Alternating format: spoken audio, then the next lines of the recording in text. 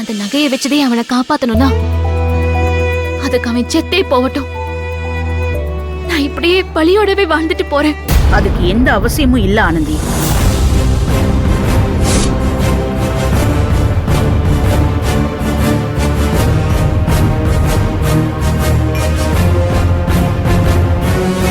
அம்மா, அந்த ரகு சாக கிடக்குறான்.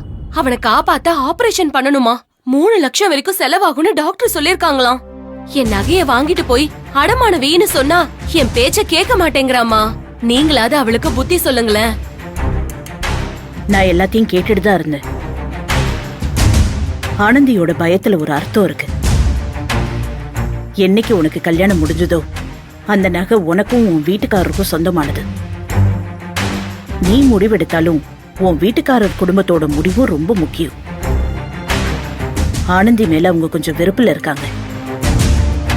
இந்த நகைய ஆனந்தி வாங்கியிருக்கான்னு தெரிஞ்சா அப்புறம் அது உன் வாழ்க்கையை தான் பாதிக்கும். என்னம்மா நீங்களும் அவ கூட சேர்ந்துகிட்டு இப்படி பேசுறீங்க?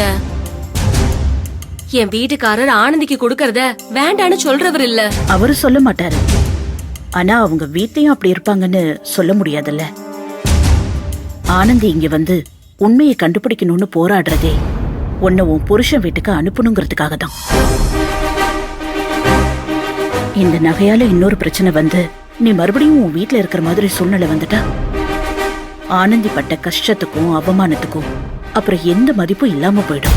அப்போ அவ வாழ்க்கை பாழா போகிறத பாத்துட்டு என்ன சும்மா இருக்க சொல்றீங்களா? நான் இருக்கிற வரைக்கும் ஆனந்தி வாழ்க்கை அப்படியெல்லாம் பாழாக விட மாட்டேன்.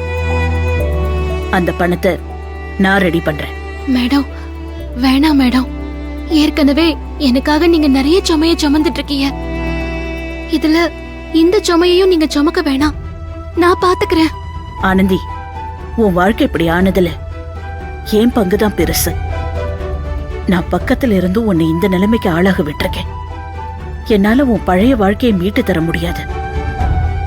நடந்த அநியாயத்துக்கு நீதி வாங்கவாச்சும் நான் ஏதாவது ஒரு உதவி பண்ணணும்னு தவிச்சு போயிருக்கேன்.